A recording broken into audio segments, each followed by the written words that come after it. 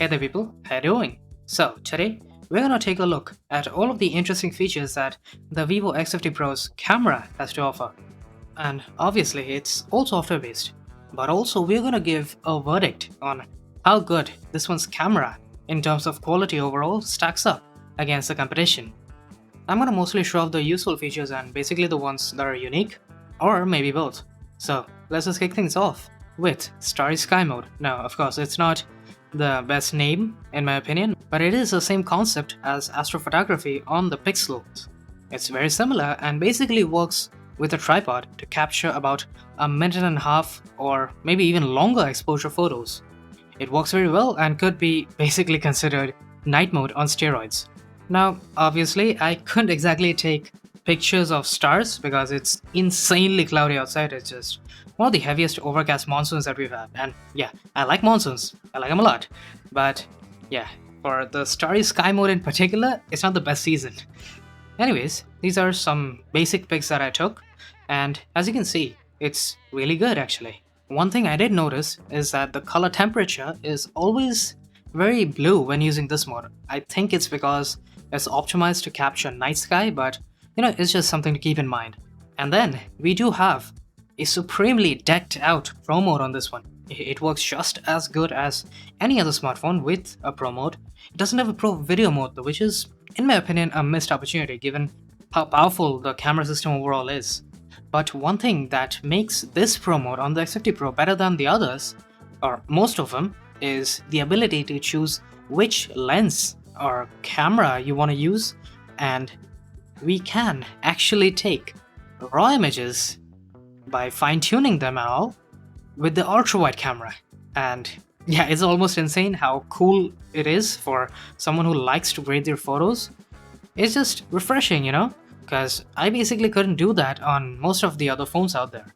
And then there are also certain features that are hidden in the settings of the camera which could technically benefit you quite a lot. So let's get into those now. Firstly, I suggest you calibrate the gimbal because the first time you're using the camera, it's just the best way to ensure optimum performance. Speaking of which, we can turn on the stabilization tool, and it doesn't improve stabilization as such, but it does make it monumentally easier to use because, as it states, as long as we keep the little dot inside the two circles, it's almost a guarantee that the stabilization is gonna be on point and basically almost the best thing that you're gonna see. It's especially useful when taking video from this camera, and let me tell you, with the help of the gimbal stabilization and the guided system with the dot and the circles, I'd say that it makes taking video through this camera in particular just a total breeze. Next up is motion autofocus. It's got eye autofocus, and of course, it works best with a human subject. And it just blows my mind that we have choice for the kind of animation we want when the camera is tracking a subject's eye. Yes, you heard it right, we have choice for that animation as well. I mean, man, the degree of customizability, just the deep roots that this one has, it's crazy. Anyways, let's move on. And this feature is particularly for those who use Pro mode. We can turn on the raw image capture, which, well, basically everyone should when using a Pro mode, and we also have histograms when using Pro mode. And I know for a fact that having histograms can change your life. Well, maybe saying it'll change your life is a bit of an exaggeration, but what I can guarantee is it'll make taking photos with Pro mode just that much easier and your photos will turn out that much better. Okay, now lastly, I want to give a shout out to the style presets we have in night mode. And yes, I know I have talked about it in almost every single photo comparison that I've done with this phone, but it's just, God, it's amazing. Because let's face it, having these amazing looking presets with the detailed night mode photos, it's just, well, we can get some seriously unique shots that look just as amazing as any night mode photo would from this camera at least. And as some of you might already know, I particularly like that teal and orange preset. Man, I think I'm falling in love with that one. Well, that's a wrap for the extra and useful features. We can toggle on or off in the camera, but what about the cameras themselves? Well, I can tell you without a shadow of a doubt that the cameras on the Vivo X50 Pro are just amazing. I mean, there's no other way to put it really, because the gimbal camera, which is basically unique to this one, with that stellar software. It's almost overkill for a mid-range device. On the photo side of things, this camera is just as good as the Galaxy S20 Plus. I mean, that's a big deal, right? For a phone that's almost half the price of a flagship to have such amazing cameras. Now, obviously, there are some issues here. I did notice that when the HDR processing on the X50 Pro works, it does freakishly fantastic job. But the real problem lies in the fact that at times, the HDR processing in fact just wouldn't work. It just wouldn't turn on, or I don't know what the exact reason is for it, but many times I've seen that the dynamic range on the photos will turn out to be not as good as you'd expect, as anyone would expect, because when it works, again, it's just as good as the S20 Plus. So yeah, the inconsistency in this phone, it's a problem really. I really hope that Vivo can fix this little problem we have here. And well, one way that they can do this is just forcing HDR processing on all photos, no matter what. I mean, we could maybe work that out and, just switch it off manually when you don't want HDR processing. And I really can't see myself at least turning off HDR processing because it just makes photos look that much better. But anyways, I don't know how they're gonna do it. I'm no expert, but I really hope they can fix it. Now, of course, we all know that Vivo X50 Pro is basically made for amazing stabilization because it's got one of the most unique gimbal camera systems on the planet basically, and it works exceptionally in my opinion. We do get noticeably better stability in videos as compared to standard OIS, and kinda unexpectedly, it works just wonders in night mode because, well, let's all face it, taking night mode photos when just, basically holding the camera still, it can sometimes turn out to be a drag. I mean, taking 5-6 seconds of exposure with phones that don't have a gimbal camera, it could almost seem impossible handheld at least. But with the X50 Pro, you almost always take a 5, maybe even at times maybe 4 seconds of exposure at least. And that, in my opinion, is just fantastic. There's really no other way to put it. I mean, just compare the S20 for example.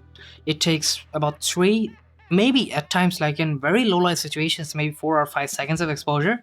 This one does it in normal night mode photos. That's right. And it's very easy to take even. And then of course we have some of the most natural and, in my opinion, best rendered colors and contrast levels in both photos and videos on the X50 Pro. So all in all, I do think that this phone is just as amazing for videos as it is for photos.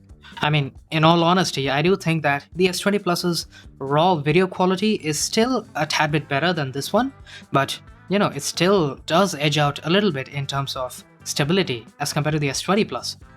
And for a mid-range device to get that feverishly close to a $1,200 flagship, that really says something about this one's camera here. But one area I really want to see improve in maybe the next generation is the ultra-wide camera. It's especially bad in video to the point that it's almost unusable. Especially the stabilization is just horrifyingly bad as compared to the main camera.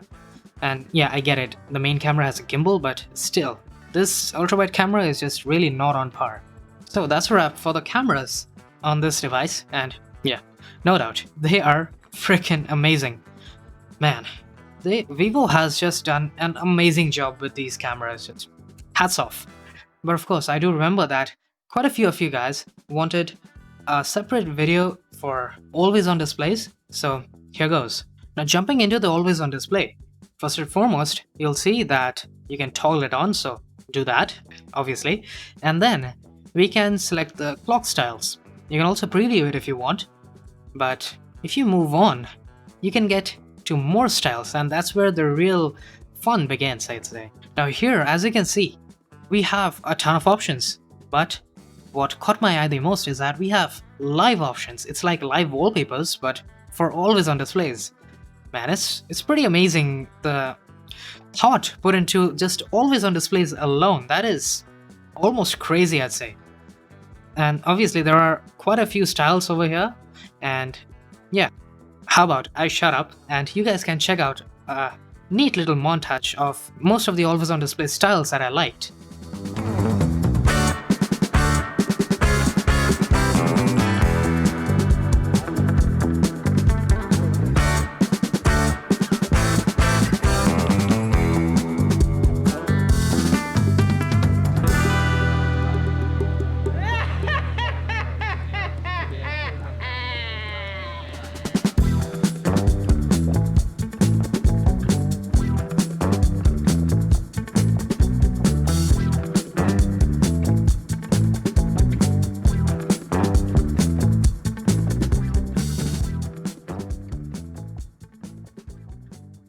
Now, one thing you can do is not just choose your style, but also make your own. You can select the basic style, which has just a simple clock, and there you can change the clock style. You can choose some crazy analog, or maybe even change up the background, a little bit more spicy. And lastly, you can also change the order of the clock, the numbers at least. And yeah, in my opinion, just easily one of the best always on displays that I've ever used. Now, yes, there is an auto brightness feature. You cannot manually control it like on the S20 Plus, but you know, this auto brightness, it works very well. It, like, even in this harsh lighting over here, it's really bright obviously, but even so I can easily see everything, and it doesn't feel dim. And when we go from maybe just transition from a dark room to a brighter room, it also brightens up fairly quickly, so I don't think the auto brightness feature will be any problem at all for anyone. So that's it for today. I hope you guys enjoyed. If you did, do hit that like button, subscribe if you aren't already, and I will be seeing you guys later. Cheers.